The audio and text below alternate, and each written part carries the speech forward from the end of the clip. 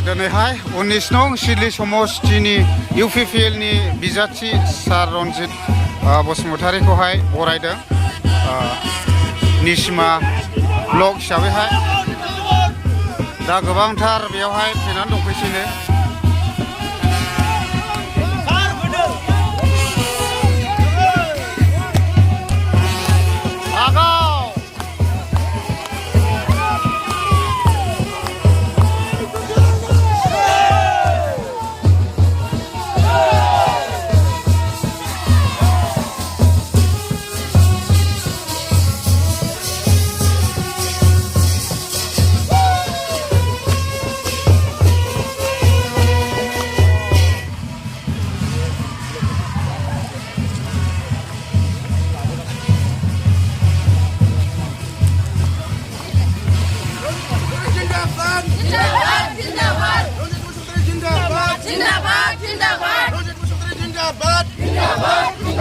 Rojek Bosumtari long live, long live, long live, long live, long live, long live.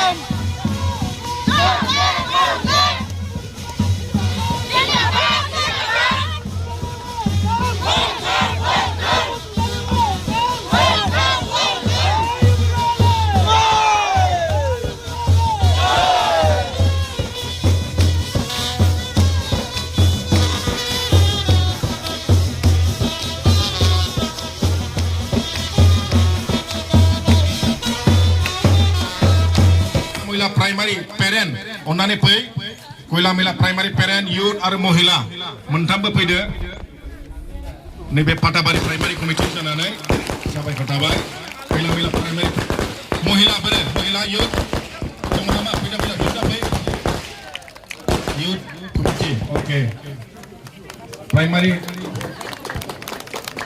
youth mohila pay koila mila ni bini unau amteka primary onane pay montamba Kila Milanina, deh, sampai kota baik. Mamteka primary parent, youth, aru mohila, mentam komite pekada, atau sohela kana baik naik primary parent ni sana naik. Youth aru mohila komite tu ngobrol nane berkait baik. Bini unau hai Anando Betni primary. Pe amteka ni na, acha, deh. Anando Betni primary. Be Amgurani pride, okay. Amgurani pride awasi ni bisa mana bisnis. Bisnis Somostio Leader, Primary President, Bitanga Mani, Anando Petnini, Secretary Bitanga, Mohila Tunama, Mohila Yutunama, Anando Petnini, Giabata Habitagan, Chariau Ziranai Sakrumbo Zangni, Madam Zibi, UPPL Dadari, Daidin Girin and Tangman, Gobun Bibano, Daitolanai Biban Girin and Tangman, Be Halamni Sakrumbo Rajarazan and Tangman, Onjagra, Sibizagra, Kolum Zagra, Zengni, Gedeman and Tangman, I Mauman.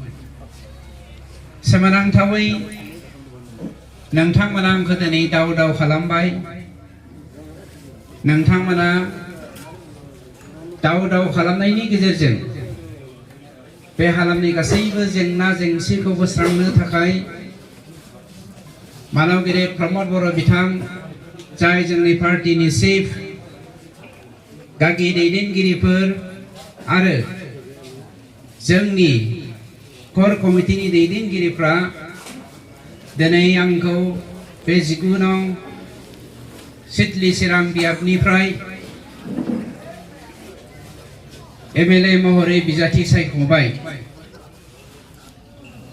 Be Bizati Sai Konayau Angni gosoa खोब रंजाखांनाय मोनदों नाथाय दाहाजों गाबनायबो फैदों नोंथांमोना जेरै दाव खालामनानै आंखौ बेवहाय बरायबाय आं मोनथिया नोंथांमोननो देरहाखांनायनि उनाव माबायदि नोंथांमोनखौ आङो दाव खालामफिननो हागोन गासैखौबो बासायगिरि इसोरनि सायाव गथायनानै होबाय जिन्दाबाद जयन्त बसुमतारी जिन्दाबाद UPPL जिंदाबाद थैंक यू Rojek George जिंदाबाद रंजित बसुमतारी जिंदाबाद प्रमोद बर' जिंदाबाद निसिमा जिंदाबाद जिंदाबाद